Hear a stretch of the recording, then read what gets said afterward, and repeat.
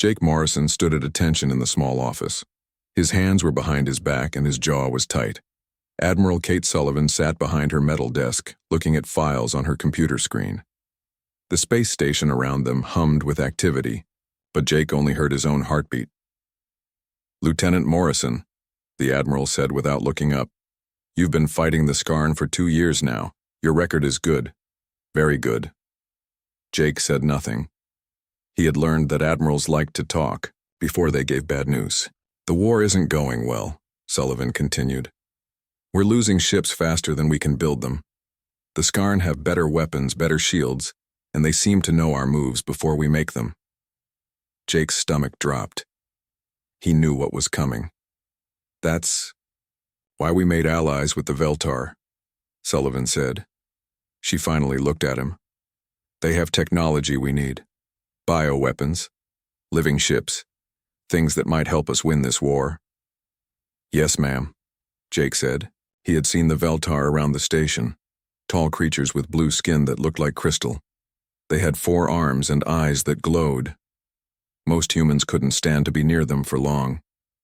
"The Veltar want to work with us, but they have one condition."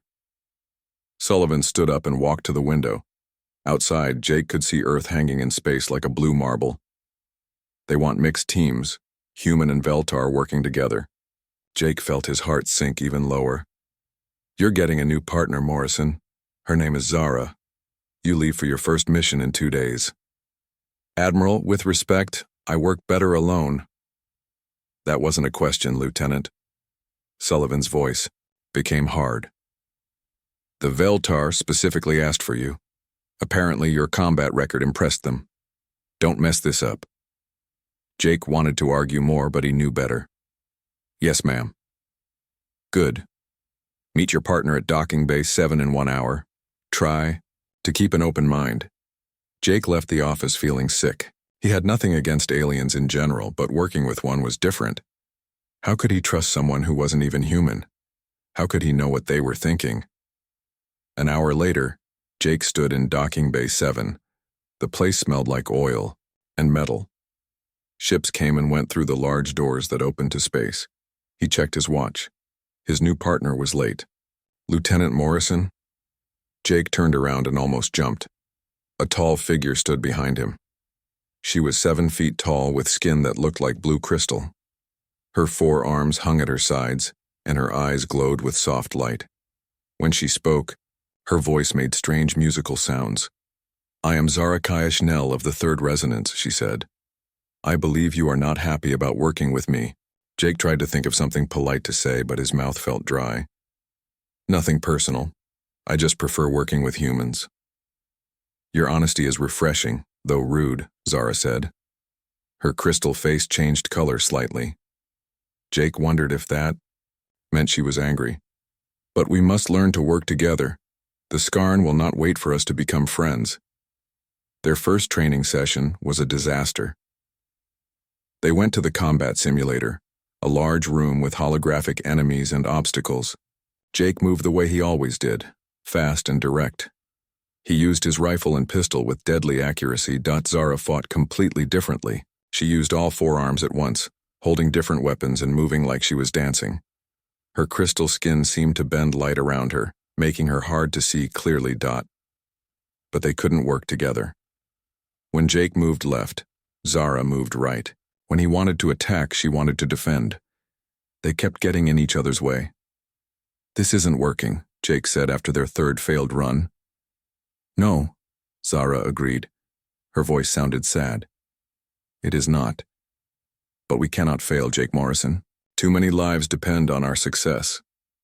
Jake looked at her more carefully. For the first time, he noticed that her glowing eyes looked tired. "How many of your people have died in this war?" "Many," she said quietly. "My brother fell at the Battle of Proxima Station. My birth cluster lost half its members in the Skarn attack on Veltar Prime." Jake felt a small stab of guilt. He had been thinking of her as just an alien, not as someone who had lost family too. "I'm sorry." "And your losses?" she asked. "My sister Lisa.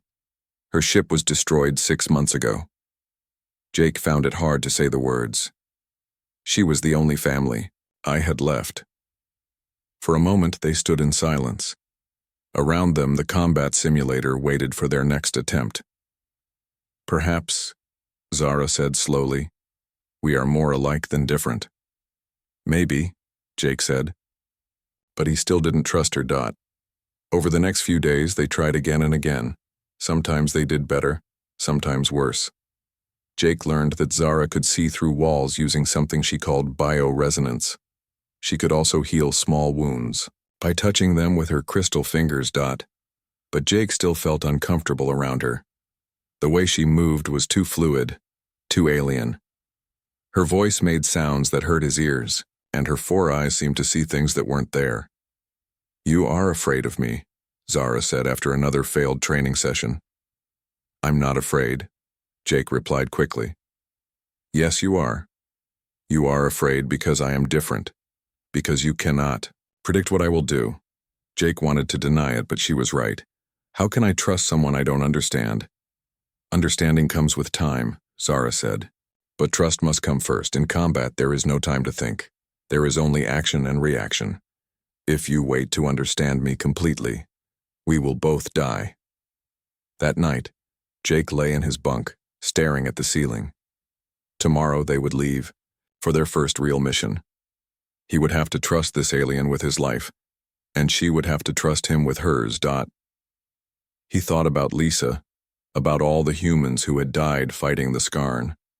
Maybe working with aliens was the only way to win this war. Maybe it was the only way to make sure no one else lost their family. But trust didn't come easy to Jake Morrison, and he wasn't sure it ever would. The next morning, Jake met Zara at their ship. It was small and fast, designed for reconnaissance missions behind enemy lines. She was already doing pre-flight checks with all 4 of her arms working at once. Ready? She asked. Jake took a deep breath. Ready as I'll ever be. As their ship left the station and jumped to hyperspace, Jake wondered if he would live long enough to regret this decision. Next to him, Zara worked the controls with smooth efficiency. Her crystal skin reflected the lights of the cockpit, making her look even more alien. But for the first time, Jake noticed something else. Her movements were careful and precise. She double-checked every system, just like he did. Maybe, underneath all the differences, they weren't so different after all. Maybe. 3 weeks passed on their ship. Jake and Zara could work together now, but barely. They spoke only when necessary and kept to different parts of the ship when they could. Jake still felt uncomfortable around her, and he could tell she was getting frustrated with him. Their mission was simple. Scout the Kepler 442 system and report back on Skarn activity. It should have been routine. It wasn't T. Jake was checking their sensors when alarms started screaming throughout the ship. What the hell? Skarn ships, Zara said, her 4 hands flying over the controls. 3 of them coming fast. Jake strapped himself in as their ship shook from weapons fire. Through the view screen he could see the enemy vessels. They looked like giant insects made of metal and flesh, with weapons that glowed red. They were waiting for us, Jake said. This is a trap. Yes, Zara agreed. Hold on. She threw their ship into a steep dive toward the nearest moon. More weapons fire lit up space around them. Their shields flickered and died. We're not going to make it, Jake said, watching the damage reports scroll across his screen. The surface, Zara said. We can crash land in that canyon. That's not a landing, that's crashing. Do you have a better idea? Jake didn't. He grabbed the controls and helped Zara guide their dying ship toward the moon's surface. The rocky ground rushed up to meet them fast. Too fast. They hit hard. Jake's head slammed against his restraints and everything went black for a moment. When he woke up, smoke was filling the cockpit and sparks were flying from broken panels. Zara? He called out. Here, came her musical voice. She was already moving, checking systems and gathering supplies. Blue fluid dripped from a cut on her crystal forehead. The ship is dead, we need to move. Jake unbuckled himself and stood up. His head hurt, but nothing seemed broken. How long before they find us? Not long. Skarn ground troops are probably already on their way. They grabbed emergency packs and weapons from the ship's storage. Jake had his rifle and pistol. Zara carried a weapon he'd never seen before, something that looked like it was grown rather than built. Outside Kama, the moon was a wasteland of rocks and crystal formations. The air was thin but breathable. In the distance, Jake could see their pursuers, ships landing. The atmospheric processor is 2 kilometers north, Jake said, checking his scanner. If we can reach it, we can send a distress signal. No, Zara said, her eyes glowing brighter. I sense 17 Skarn units between us and that facility. We need another route. You sense them? How? Bioresonance. All living things create patterns. I can feel them moving. Jake stared at her. That's actually useful. Thank you for that stunning endorsement. Was that sarcasm? Jake had never heard an alien use sarcasm before. A plasma blast suddenly hit the rocks near Jake's head, sending chips flying. Skarn soldiers were coming up the canyon, tall, insect-like creatures with too many legs and weapons grafted to their arms. Run, Zara said. They ran. What followed was the longest hour of Jake's life. The Skarn chased them across the moon's surface, through crystal caves and over rocky hills. Jake quickly learned that Zara was much more capable than he had thought. She could move incredibly fast, using all 4 arms to climb and jump in ways that seemed impossible. Her crystal skin could bend light, making her hard to see, and her bioresonance let her know where enemies were, even when they were hidden. When Jake's rifle jammed during a firefight, Zara threw herself in front of him. A plasma bolt meant for Jake hit her shoulder instead, burning through her crystal skin. She screamed, a sound like breaking glass that made Jake's ears ring. Zara. I'm alive, she gasped, but Jake could see the wound was bad. Blue fluid leaked from the hole in her shoulder. Why did you do that? He asked as they found cover behind some rocks. Because you are my partner, she said simply. Among my people, this bond is sacred. Jake looked at her, really looked at her for the first time since they'd met. Not as an alien, but as someone who had just risked her life for his. I'm sorry, he said quietly.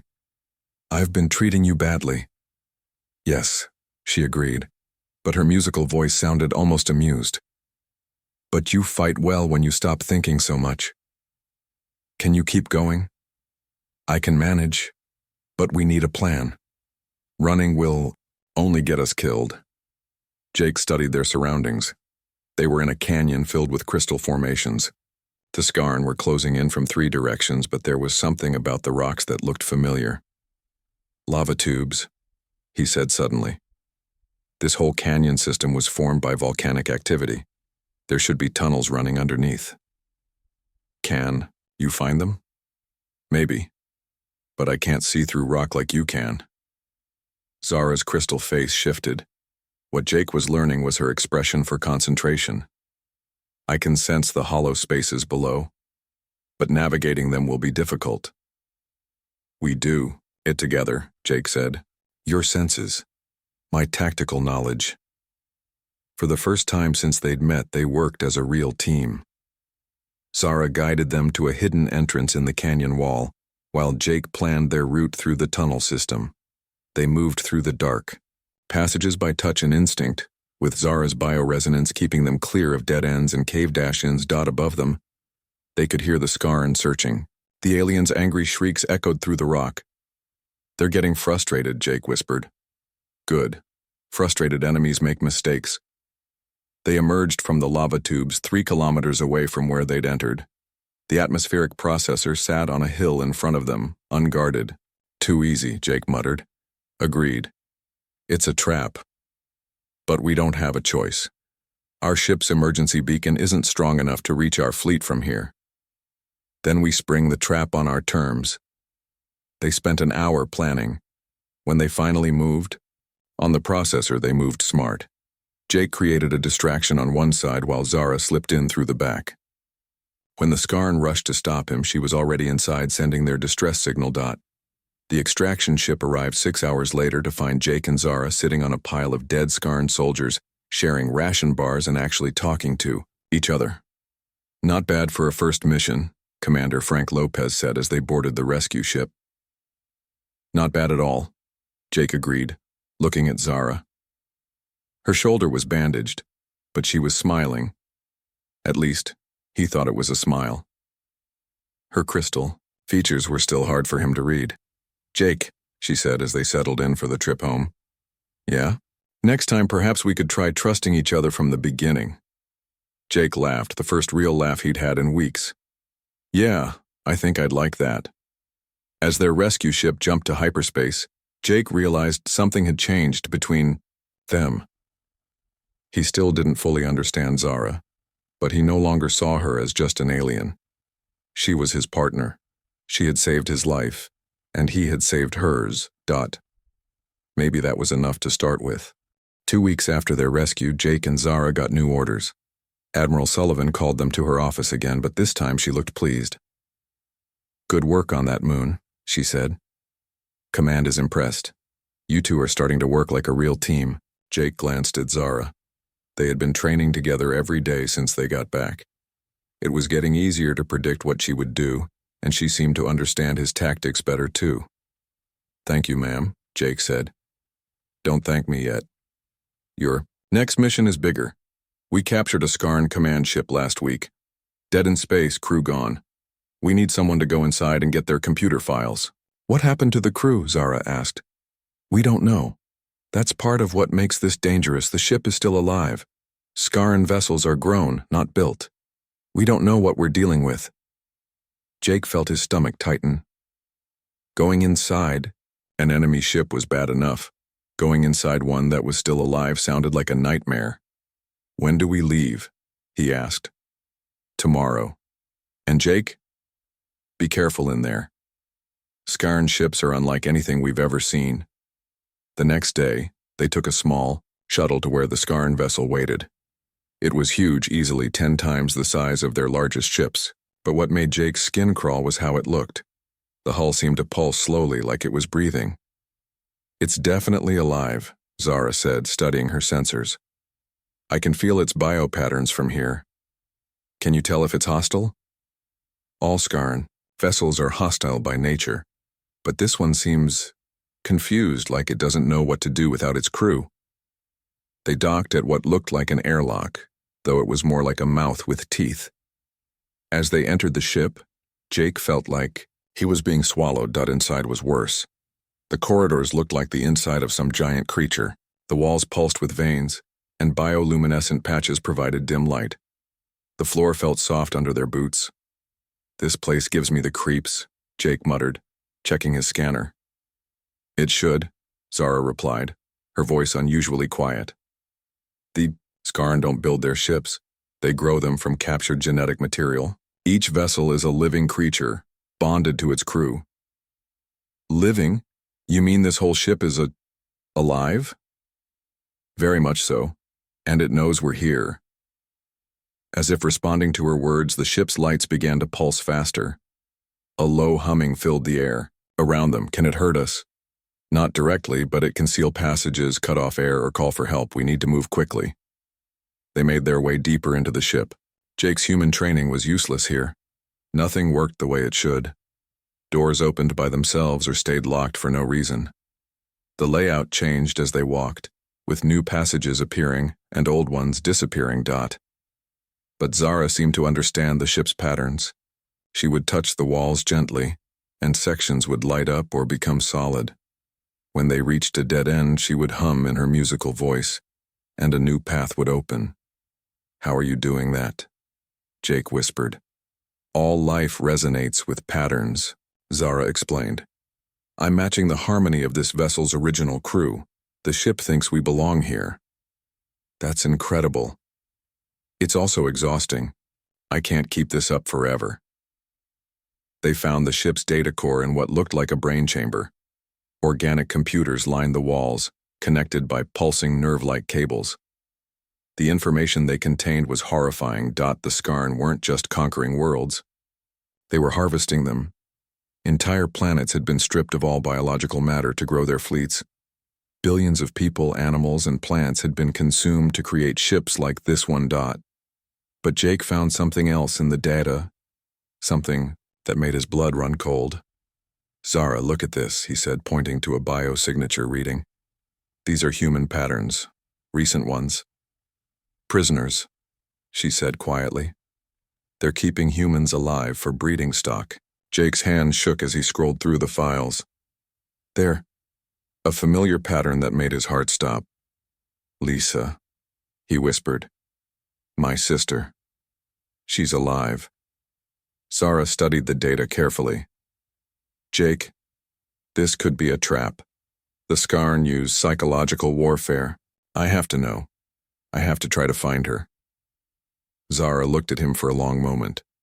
Her crystal features shifted through several emotions. Finally, she nodded. "Then we find the location of these prisoners. Together."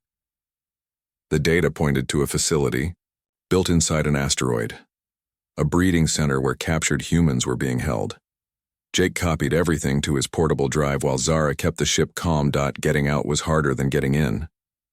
The ship had started to realize they didn't belong. Passages began closing behind them, and the humming grew louder and more aggressive. "It's trying to trap us," Zara said, strain showing in her voice. "I'm losing my connection to its patterns." "How much farther?" "2 more sections." "But Jake, I don't think I can—" An alarm shrieked through the ship. The walls around them began to pulse red, and they could hear something moving in the passages behind them. "What is that?" "The ship's immune system. It's sending antibodies to remove us." Jake looked back and saw creatures flowing through the corridor like living liquid. They had no fixed shape, but he could see teeth and claws forming as they moved. "Run," he said. They ran. Zara used the last of her strength to keep passages open while Jake led them toward their shuttle. The antibody creatures were fast, but they seemed confused by Zara's bioresonance, as if they couldn't decide whether to attack her or not. They reached their shuttle just as the creatures caught up. Jake dove through the airlock while Zara sealed it behind them. Outside, he could see the antibodies pressing against the window, their forms shifting and changing. "Go! Go! Go!" Zara shouted. Jake fired up the shuttle's engines and pulled away from the Skarn ship. Behind them, the vessel's hull was rippling like water, trying to grab them with tentacles that sprouted from its surface. They made it to safe distance, just as the ship began to signal for help. Other Skarn vessels would arrive soon. "Did we get what we came for?" Zara asked, slumping in her seat. Jake checked his data drive. Everything was there, the tactical information, the location data, and most importantly, proof that his sister was still alive. "We got it," he said. "All of it." "Good, because I never want to go inside one of those things again." On the trip back to base, Jake studied the prisoner location data. The facility was heavily defended, built into an asteroid in deep space. Getting there would be dangerous. Getting inside would be almost impossible. "You're thinking about a rescue mission," Zara said without looking up from her own reports. "How did you know?" "Because I would be thinking the same thing if it were my brother." Jake looked at her. "Would you help me if I asked?" "You don't need to ask, Jake. We're partners. Your family is my family now." For the first time since they'd met, Jake really understood what that meant. Zara wasn't just his assigned partner anymore. She was his friend, someone who would risk everything to help him save the person he loved most. "Thank you," he said quietly. "Don't thank me yet. First, we have to convince Admiral Sullivan to let us try." As their shuttle docked with the station, Jake felt something he hadn't felt in months: hope. His sister was alive. He had a partner he could trust, and together, maybe they could do the impossible. Maybe they could bring Lisa home. Admiral Sullivan looked at Jake like he had lost his mind. "Absolutely not," she said, throwing the mission proposal back across her desk. "We're not risking ships and personnel for a handful of prisoners. Admiral, with respect, my sister—" "Your sister is one person, Morrison. I have an entire war to fight." Jake felt his anger rising, but Zara put one of her crystal hands on his arm. Her touch was cool and calming. "Admiral," Zara said in her musical voice, "perhaps you're looking at this wrong. This isn't just about prisoners. It's about intelligence." Sullivan raised an eyebrow. "Explain." "The facility Jake found processes human genetic material. If we can study their techniques, we might learn how they grow their ships. That knowledge could help us develop countermeasures." Jake looked at Zara with new respect. She was right. But more than that, she was helping him find a way to save Lisa. "And," Zara continued, "a successful rescue would prove that human and Veltar teams can handle deep strike missions. The political value alone would be significant." Sullivan was quiet for a long moment. Finally, she sighed. "One ship. Small crew. If this goes wrong, I disavow all knowledge of the mission." "Thank you, ma'am," Jake said. "Don't thank me. Thank your partner. That was some good thinking." 2 days later, Jake stood in the briefing room with their mission team. 6 humans and 2 Veltar, all volunteers. Commander Lisa Torres would pilot their stealth ship. Sergeant Bobby Clark and Private Danny Rodriguez would handle explosives. Dr. Amy Foster would take care of medical needs. The other Veltar, whose name Jake couldn't pronounce, would help Zara with bioresonance tasks. "The facility is built inside asteroid X7742, Jake explained, pointing to the holographic display. "Our intelligence shows it has 3 main sections: prisoner holding, genetic processing, and administration." "How do we get in without being detected?" asked Sergeant Clark. "Biomimicry," Zara answered. "The facility uses living security systems. I can mask our life signs to match scarn patterns." "For how long?" Dr. Foster asked. "Long enough, I hope." The trip to the asteroid took 8 hours. Jake spent most of it checking and rechecking his equipment. His rifle, pistol, explosives, medical kit, everything had to be perfect. "Nervous?" Zara asked, sitting down next to him. "Terrified," Jake admitted. "What if we're too late? What if Lisa is already—" "She's alive," Zara said firmly. "I can sense it. Your sister has a strong life pattern even from this distance." "How can you tell?" "Family members resonate with similar frequencies. Your pattern and hers are very close." Jake stared at her. "You can sense my sister because she's related to me?" "Among my people, this is how we find lost family members. Blood calls to blood across any distance." Jake felt tears in his eyes. "Thank you. For everything. Thank me when we get her home." The asteroid facility looked like a giant tumor growing in space. Biomechanical structures covered its surface, and Jake could see ships coming and going from docking bays that looked like mouths. "Beginning approach," Commander Torres announced. "Zara, we need that biomimicry now." Zara and the other Veltar began humming in harmony.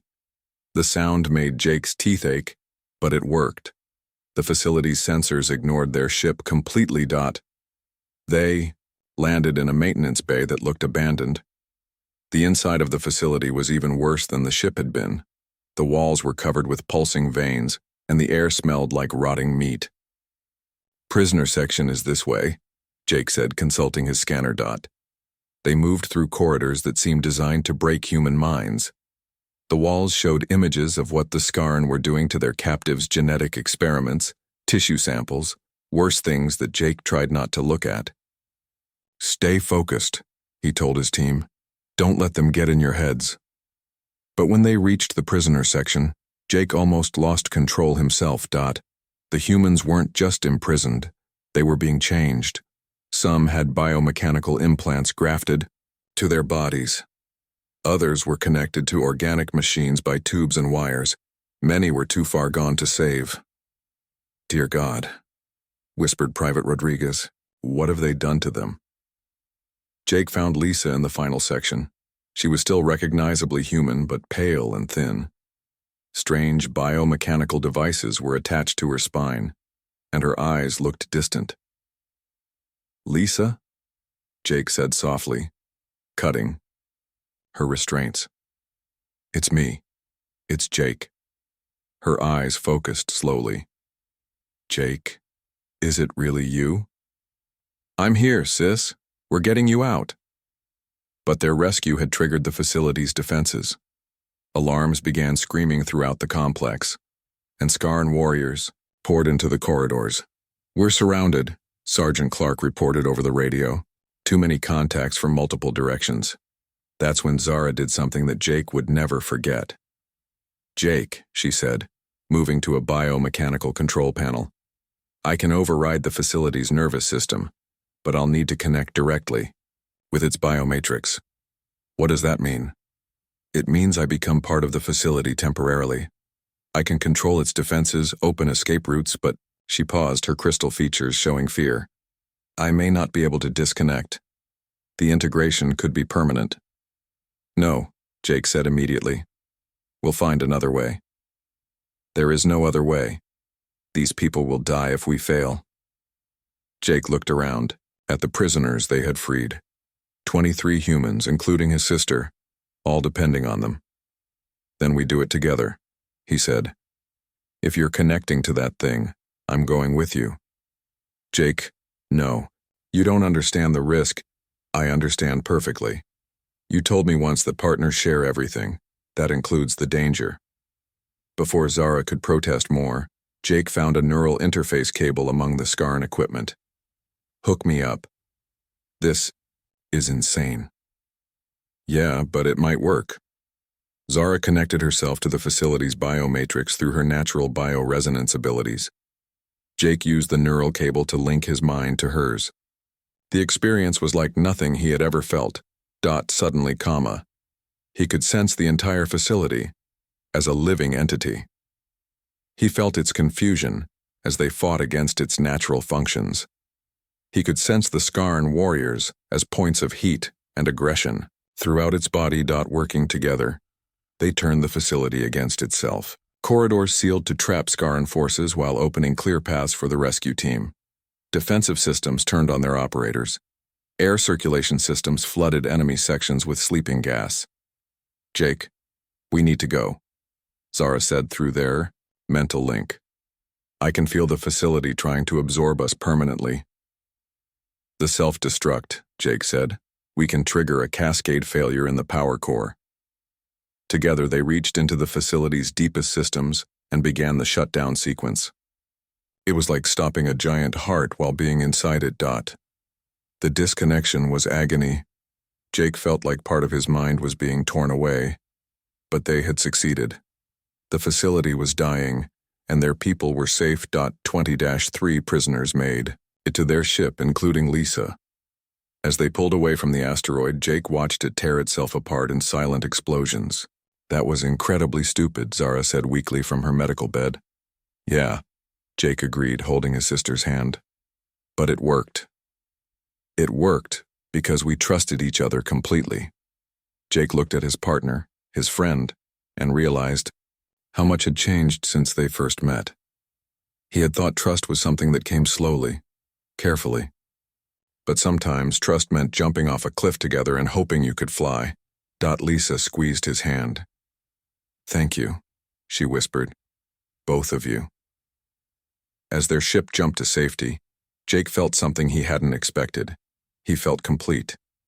Not just because his sister was safe, but because he finally understood what partnership really meant. It meant having someone who would risk everything for you, just because you asked. It meant having someone whose life was as important as your own. It meant never having to face the darkness alone. 6 months later, Jake stood on the observation deck of the new Joint Command Station. Through the large windows, he could see something that would have seemed impossible a year ago. Humans and Veltar working side by side. The war with the Skarn was far from over, but everything had changed. The intelligence from their missions had helped the Alliance develop new weapons and strategies. More importantly, it had shown that humans and aliens could truly work together. Amazing, isn't it? Zara approached, carrying data tablets in 3 of her 4 hands. Her crystal skin caught the light from the stars outside. 6 months ago, most humans couldn't even look at my people without fear. People can change, Jake said. I'm proof of that. Their partnership had become famous throughout the fleet. The Morrison-Zara protocol was now taught to all human-alien teams. But Jake knew they had become something more than just a successful partnership. They had become family. Admiral Sullivan approved our request, Zara said, her musical voice carrying excitement. The new mission? Operation Deep Harmony, a joint task force with 12 different species, all trained in the methods we developed. The Skarn won't know what hit them. Jake smiled. Think we can teach others what we learned? That trust can overcome any difference? That partnership can transcend species? Zara's crystal features shifted into what Jake had learned was her expression for deep happiness. I believe we already have. Lisa appeared in the doorway. She had recovered from her captivity but still carried scars from the biomechanical implants. The doctors had removed all the Skarn devices, but the experience had changed her. She was quieter now, more thoughtful. You two ready for the briefing? She asked. Admiral Sullivan doesn't like to wait. Almost, Jake said. He turned to Zara. You know, when they first assigned you as my partner, I thought it was the worst thing that could happen to me. And now? Now I can't imagine facing anything without you. Zara's harmonic laughter filled the observation deck. Such words from the human who once said he preferred his own species. People change, Jake repeated, sometimes for the better. They walked toward the briefing room. Jake thought about how much his world had expanded. The universe was vast and full of wonders and terrors, but with the right partner, someone you could trust completely, even the impossible became possible. The briefing room was filled with representatives from a dozen different species. Admiral Sullivan stood at the front displaying tactical data on a large holographic screen. Ladies, gentlemen, and honored allies, she began. Operation Deep Harmony will be our largest joint mission to date. Intelligence indicates 3 more Skarn breeding facilities in the Outer Rim. Our goal is to rescue all prisoners and gather as much tactical data as possible. Jake studied the mission parameters. It was dangerous, the kind of operation that could go wrong in 100 different ways. The Skarn had learned from their previous raids and would be ready for them. The mission will be led by Lieutenant Morrison and Specialist Zara, Sullivan continued. They'll command teams of mixed species, each one trained in the Morrison-Zara protocol. After the briefing, Jake and Zara reviewed their team assignments. They would be working with beings they had never seen before, silicon-based crystallites who could phase through solid matter, energy-form luminars who could disable electronics by touch, and heavy-gravity stone-clad who were nearly indestructible. Nervous? Zara asked, noticing Jake's expression. A little. Working with you was hard enough. Now we're adding 10 more species to the mix. It will be challenging, Zara agreed. But think of the possibilities. Each species brings unique abilities, different ways of thinking. Together, we could accomplish things none of us could do alone. That evening, Jake visited Lisa in her quarters. She was working on reports from the rescued prisoners, documenting what the Skarn had done to them. How are you holding up? He asked, sitting down across from her. Better every day, she said. The nightmares are getting less frequent. I'm sorry I couldn't find you sooner. Lisa looked up from her work. Jake, if you hadn't found me when you did, I would have become one of those things. You and Zara saved my life. More than that, you saved my humanity. We couldn't have done it without each other. That's what I wanted to talk to you about. Lisa leaned forward. I've been watching you two work together. The way you move, the way you anticipate each other's actions. It's like you're becoming one person with 2 bodies. Jake thought about that. In a way, she was right. He and Zara had developed an almost telepathic connection. They could communicate with just a look, coordinate actions without speaking. Is that bad? He asked. No, Lisa smiled. It's beautiful. It's what we all hope for, to find someone who understands us completely. The next morning, Jake and Zara met their new team members for the first time. The differences were startling. The crystallites looked like living diamonds. The Luminars were beings of pure light that had to be contained in special suits. The Stoneclad were 8 feet tall and looked like walking mountains. "This is either going to be brilliant or a complete disaster," Jake muttered to Zara. "Have faith," she replied. "Diversity is strength." Training began immediately. It was chaos at first. The different species had completely different ways of fighting, thinking, and communicating. The crystallites could become invisible but couldn't carry weapons. The Luminars could disable any electronic device but were vulnerable to physical attacks. The Stoneclad were nearly indestructible but moved slowly. "How do we coordinate all these different abilities?" asked Captain Nina Walsh, one of the human team leaders. "The same way Jake and I learned," Zara said. "We find the harmony between our differences." It took weeks of practice, but slowly the teams began to work together. Jake learned to think in 3 dimensions as the crystallites phased through walls. Zara discovered how to use luminar energy patterns to enhance her bioresonance. The Stoneclad provided cover while faster species maneuvered. Most importantly, they learned to trust each other. The mission launched on a Tuesday. 12 ships, each carrying a mixed species team. Their target: 3 facilities spread across 50 light-years of space. Jake's team drew the hardest target, a massive installation built into a rogue planet. As they approached, he felt the familiar nervousness that came before combat. "Ready?" Zara asked, checking her equipment. "One final time." "Ready," Jake replied. Around them, their alien teammates prepared in their own ways. The crystallites synchronized their phase frequencies. The Luminars charged their energy cells. The Stoneclad tested their armor systems. "Remember," Jake announced to his team, "we go in together, we come out together. No one gets left behind." A chorus of agreement came back in a dozen different languages and communication methods. The mission was everything Jake had expected and more. The facility was heavily defended, filled with new types of Scarran bioweapons, but the diverse team handled challenges that would have stopped any single species force. When energy barriers blocked their path, the Luminars disrupted them. When solid walls stood in their way, the crystallites phased through to unlock doors from the other side. When Scarran heavy weapons threatened to overwhelm them, the Stoneclad absorbed the damage while others found flanking routes. They rescued 237 prisoners and gathered enough intelligence to plan attacks on a dozen more facilities. As their ships jumped back to friendly space, Jake realized something profound had happened. They hadn't just completed a mission, they had proven something important about the future. "Different species working together," he said to Zara as they watched their mixed crew celebrate. "A year ago, I thought it was impossible. And now, I think it might be the only way we win this war." Zara's crystal features shifted into her expression for deep satisfaction. "The universe is vast, Jake Morrison, but it's also connected. Every species, every world, every person, we're all part of the same great harmony.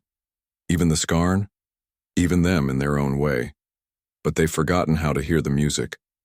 Perhaps someday we can teach them to listen again." Jake looked out at the stars and thought about the future. The war would continue, but humanity was no longer fighting alone. They had allies, friends, partners who had chosen to stand with them.